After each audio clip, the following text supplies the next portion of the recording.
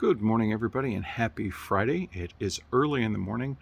Have not had a chance to get myself together yet, but I did manage to get a cup of coffee, so that is a plus. It is pushing 90 degrees here, so I thought I'd pop out by the pool and shoot a quick video for you. I normally don't do a lot of these. It's ironic. You think doing radio and public speaking, I do more of these, but I generally am not a big fan of doing the reaction videos and stuff simply because I don't want to fuss around with getting all done up and camera friendly. And then there's my wife saying, make sure the background's clean and make sure they don't see this and blah, blah, blah, blah, blah. And I just figured, why not? We'll give it a shot. We'll see how they go. I'm going to be trying with upcoming screenings. I have a few coming up I can't talk about yet because we have to, they're being strict on the embargoes with how many people can go, and they don't want us talking about what we're screening and that because they don't want people showing up at the theaters trying to get in. It's a mess, but I'm just happy there's in-person screenings again. Got all vaccinated back in February. I was fully vaccinated, so yay, let's go.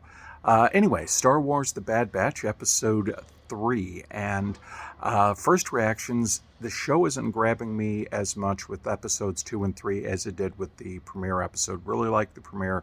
I found the pacing of 2 and 3 not as interesting, but I understand it is mostly setup. So non-spoilers, more of a general overview.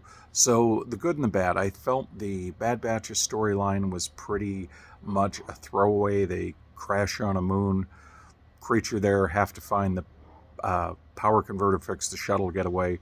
Nothing really happened, although we do wonder if Wrecker is possibly having problems with his chip thanks to his smash and headbang in the crash and stuff.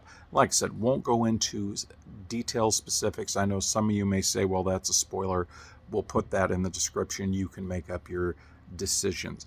What I did find really interesting was the brand new character of Rampart, who is an Imperial officer who is pushing the conscription versus clones, which is what Tarkin wants due to the cost-saving effectiveness. Now, let's not forget that these clones take 10 years to grow and get fighting ready. And so even though they have leftovers from the Clone Wars, even though they had others in development, his idea is that we can conscript people and have them up and running for a fraction of the cost. But right now they want to use the experience of clone troopers to essentially shepherd in the development of the new Imperial force. And this is interesting because it gives rise to the stormtroopers that we know from the classic series. We see how it's a cost-cutting measure, and Crosshair does seem to be very much all in. It was interesting to see the scene where even the conscripted troopers had a fine line between what was right, what was wrong, and what they wouldn't cross. And the clone troopers did not. It was follow orders at all cost. There was no moral ground. There was no gray area. I thought that's very interesting, and it's going to be very curious to see how that plays out going forward. The other thing of interest was obviously the Kaminoan, how the loss of the clone contract will deeply affect them, and they talked about the Jango Fett template degrading and a new source to further the clones and to show the value of them and such. So that'll open up a lot of speculations. It'll be really curious to see where they go going forward.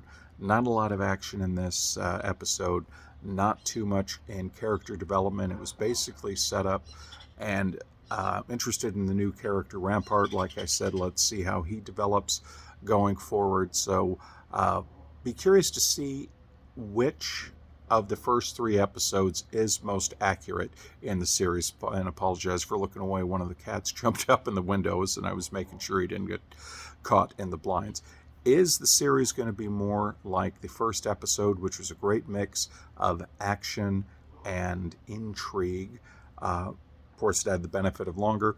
Or is it going to be more like the second and third episode, which were light little missions, for the most part, largely throwaway, with larger workings and setups? I have a feeling we might get several of those as it builds up to a darker arc. I would think that as the show goes on, it's pretty much a given. Crosshair is going to meet up again with his former squad.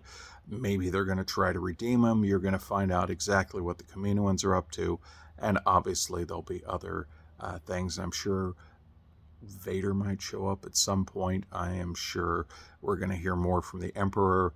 And of course, there'll be some new conflicts arise, because you can't just have the show each week being the Bad Batch in a shuttle going to some remote planet, hiding out, helping out, and then moving on. That's going to get stale really quick. You have to develop something a little more intense. And we'll see how they do that. I mean, it's still entertaining. It's Star Wars after all. Just really curious what direction they're going to take going forward. And that's it for now. Take care. We'll talk to you soon.